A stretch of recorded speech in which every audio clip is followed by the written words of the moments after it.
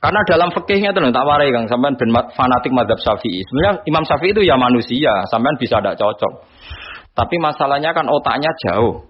Otaknya jauh, ilmunya jauh. Sekarang saya tanya, khutbah itu syarat sahnya Jumatan orang berapa dalam mazhab Syafi'i? 40. Syaratnya orang 40 itu dengar khutbah atau imam mendengarkan khutbah? Enggak, sampean saya tanya. Imam memperdengarkan khutbah atau orang 40 dengar khutbah? Loh beda. Makanya harus ngaji itu serius. Ngaji mondok rahatam gitu. Misalnya saya jadi imam, khotib. Yang dengarkan saya orang 40. Bisa saja yang dua itu kopok. Enggak dengar memang karena kopok. Atau yang 4 omong-omongan, enggak ngurusi. Tapi imam tetap dengan suara yang pengandaiannya orang normal itu dengar. Makanya kata fikih-fikih Syafi'i, wa yajibu isma'u arba'in wa illam yasma'u fi'lan. Yang penting seorang khotib memperdengarkan suaranya yang andekan dalam keadaan normal orang 40 itu dengar. Wa illam yasma'u meskipun hakikat mereka tidak dengar. Karena mungkin omong-omongan, ada suara mobil, bising, tidur, gosip, macam-macam. Makanya itu perdebatan fikih yang wajib tuh isma'u arba'in atau sama'ul arba'in. Memperdengarkan atau hasil apa? Dengar. Lah baca bismillah ya seperti itu. Yang penting itu imam membayangkan mereka dengar atau hasil dengar. Paham sih kalau maksudnya? Makanya perdebatan fikih itu pasti seperti itu. Misalnya seorang guru. Sementing seorang guru atau kiai itu memahamkan. Dia sudah pakai bahasa yang baik, intonasi yang baik. Apa hakikatnya mesti Anda paham? Kan enggak juga. Mungkin wis bulet mikir tanggal, dibayar BPKB sesuk macam-macam ono wong ngaji wis mbah. Sembang sumpah ngaji ngono pokoke. Tapi ketika seorang guru dengan standar yang baik metodologinya disebut mufhim, memberi pemahaman, meskipun yang mendengar tidak paham. Atau orang lain tuh paham, padahal gurunya buruk, karena sudah otaknya sudah baik, omongan keliru paham. Wah itu malah hebat, mau macam wis pinter. Lah ya makanya jadi perdebatan dalam mazhab Syafi'i, ya, perdebatan ulama sampai seperti itu. Dalam khutbah itu yang penting orang 40 dengar, atau yang penting adalah khotib memperdengarkan. Paham belum maksudnya? Jadi itu beda. Nah ulama itu mikir sampai ngono kan. Ya bulet tenan Gus. Ngono kok mbok bantah. Ngono mikire tok ngono kok mbok bantah. Kowe mikir remuk. Ya mikire berarti kandhani terus mulai mikir. Wong ilmu terlambat kok mikir bantah ulama sing wis mikir lama. Mulai kalau seneng nak debat ayo ulama-ulama riyen lucu-lucu debat. Makanya dulu abahnya Said Muhammad itu Said Alawi itu pertama kali menangi ada mukabbirus saut, ada mik. Ya mik seperti ini. Ulama-ulama Mekah janggal. Ini sah apa ndak Jumatan dikhutbahi pamik. Karena syaratnya makmum itu mendengarkan suara khotib. Padahal dengan adanya mik suara khotib itu menjadi lirih. Kan nggak mungkin bengok-bengok sudah ada mic. Berarti yang didengarkan mereka itu suaranya mic, suaranya speaker, bukan suara khotib. Andai kan tanpa mic kan nggak terdengar.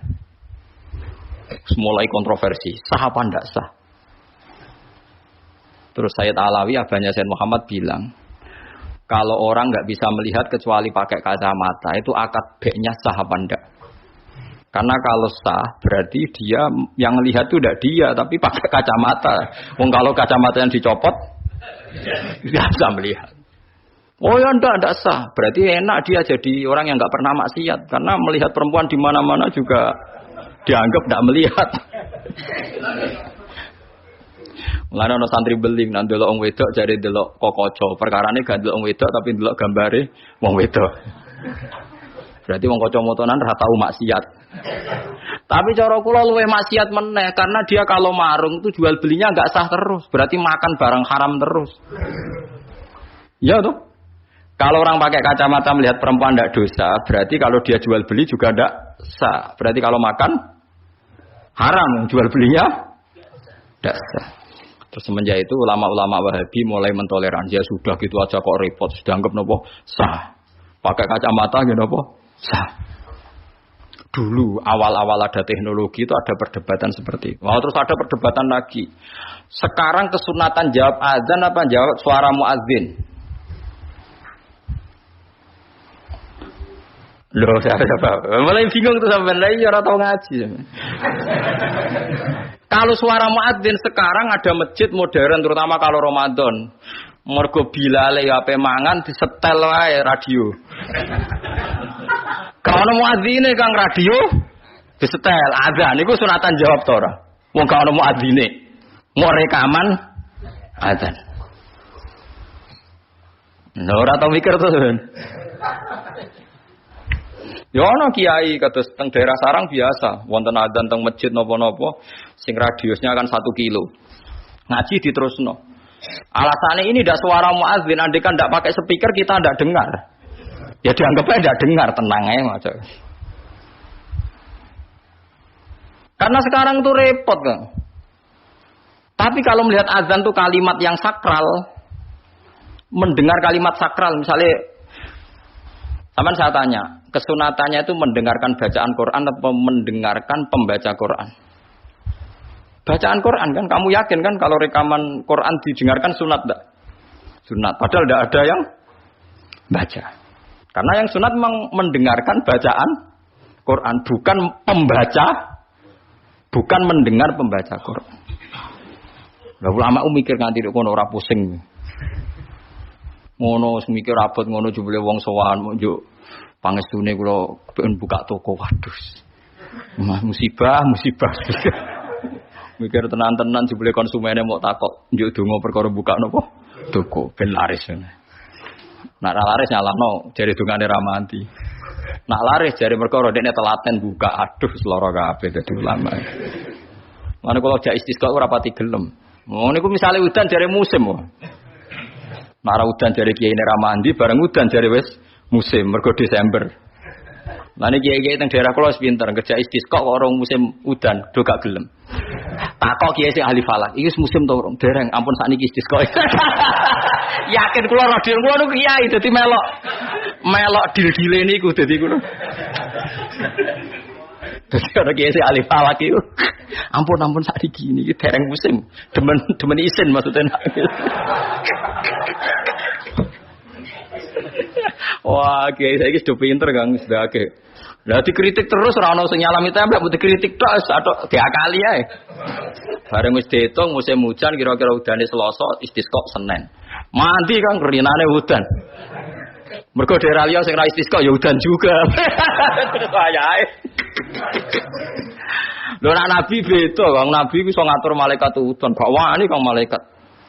Nabi ku wong paling diwedeni malaikat sak donya. Dadi ketika Nabi khutbah ana wong desa ya Rasulullah halakatil amwal donya rusak gara-gara ana udan ngene-ngene.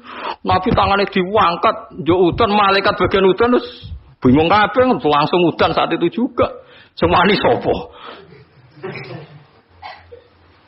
Lah malaikat iku karena Nabi ngutus udan terus sampai seminggu ora ana instruksi stop.